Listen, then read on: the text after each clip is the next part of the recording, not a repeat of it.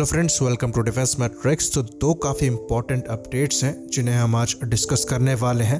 पहला तो तपस BH या फिर रुस्तम 2 ड्रोन को लेकर है।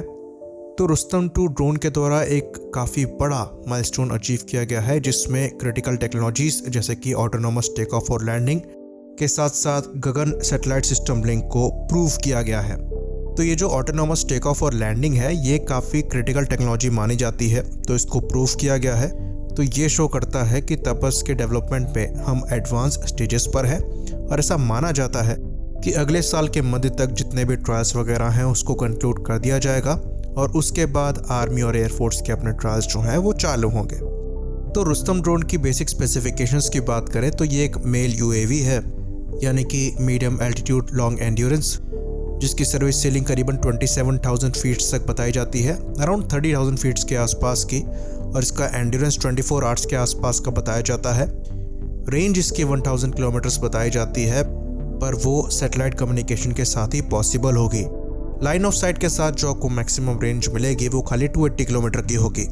तो अभी तक रुस्तम के या फिर तपस BH के जितने भी हमने प्रोटोटाइप देखे हैं, उनको देखकर ऐसा लगता है कि यहाँ से सैटेलाइट कम्युनिकेशन को अभी तक टेस्ट नहीं किया गया है, क्योंकि उसके लिए ड्रोन के ऊपर एक एंटीना लगता है, जिसकी वजह से जो फ्रंट सेक्शन है वो थोड़ा सा बल्ज आउट हो जाता है, जैसा रुस्तम के केस में नज़र नहीं आ रहा है।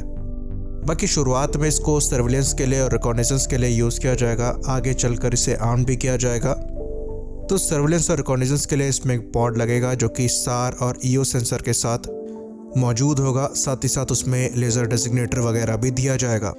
तो लेज़र डेजिग्नेटर होने का सबसे बड़ा फ़ायदा ये है कि अगर आपका ड्रोन हवा में बहुत देर से फ्लाई कर रहा है और उसने टारगेट को आइडेंटिफाई कर लिया, तो वो टारगेट को लेज़ कर सकता है। उसके बाद वहाँ से फ्लाई करता हुआ एयरक्राफ्ट जो कि लेज़र गाइडेड बॉम्ब से लैस है, वो अपने पेलोड को गिरा सकता है, जिसको गाइडेंस ड्रोन द्वारा मिल जाएगी।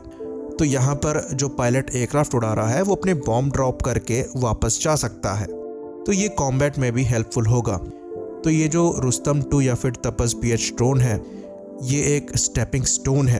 इसके बाद एक बड़ा रास्ता खुलेगा जिस फील्ड को और भी ज़्यादा एक्सप्लोर करना है। जैसे कि तपस BH का एक और वर्जन बनाया जाएगा जो कि करीबन 3000 किलोमीटर की रेंज के साथ आएगा और 50,000 फीट तक की ऊंचाई तक फ्लाई कर सकेगा। तो ड्रोन डेवलपमेंट के मामले में हम थोड़ा पीछे चल रहे हैं, यहाँ पर हमें स्पीड अप करने की ज़रूरत है। तो अगर हम रुस्तम 2 की टाइमलाइन को देखें तो अगले साल के मध्य से पहले इसके जो ट्रायल्स है वो ख़त्म नहीं होंगे। उसके बाद फिर आर्म फोर्सेस के ट्रायल्स होंगे। तो 2023-24 से पहले ये सर्विस में नहीं आने वाला है। तो जिस स्पेसिफिकेशंस के साथ ये 2023-24 में सर्विस में आएगा वो समय के हिसाब से थोड़ी आउटडेटेड होंगी।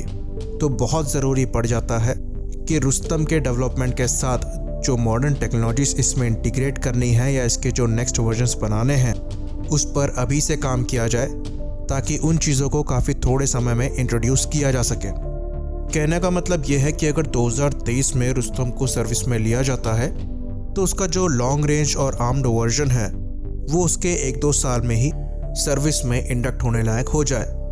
साथ ही साथ आपको पैरेलल में काम करना पड़ेगा हाई स्पीड, लॉन्ग एंड्योरेंस और लॉन्ग रेंज ड्रोन्स के लिए भी, जैसे कि MQ-9 हो गए जो कि टर्बो प्रॉप द्वारा पावर्ड होंगे। साथ ही साथ आपको हेल UAVs पर भी काम करना पड़ेगा, यानी कि हाई एल्टीट्यूड लॉन्ग एंड्योरेंस, जो कि टर्बो फैन द्वारा पावर्ड हो सकते हैं। तो यहाँ पर एक बहुत अच्छी चीज़ ये है कि हम पहले से ही घातक जैसे UAV पर काम कर रहे हैं, जो कि फ्यूचरिस्टिक स्टेल्दी UCAV है। अच्छी खासी प्रोग्रेस वहाँ पर देखी जा रही है, जहाँ पर स्विफ्ट टेक्नोलॉजी डेमोन्स्ट्रेटर के हाई स्पीड टैक्सी ट्रायल्स जो हैं वो कंडक्ट किए गए हैं, पर फिर भी यहाँ पर गति बढ़ाने की ज़रूरत है। तो एक और अच्छी रिपोर्ट की बात करें तो वो रशिया से आ रही है। तो रशिया ने S-400 की डिलीवरी इंडिया को स्टार्ट कर दी है।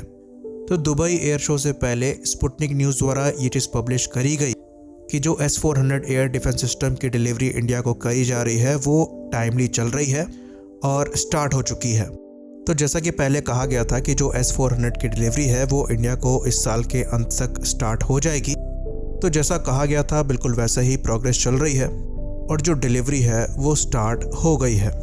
तो इंडियन एयरफोर्स की टीम पहले ही रशिया चली गई थी ट्रेनिंग के लिए, और अब ये जो सिस्टम है वो इंडिया को सप्लाई होना चालू हो गए हैं।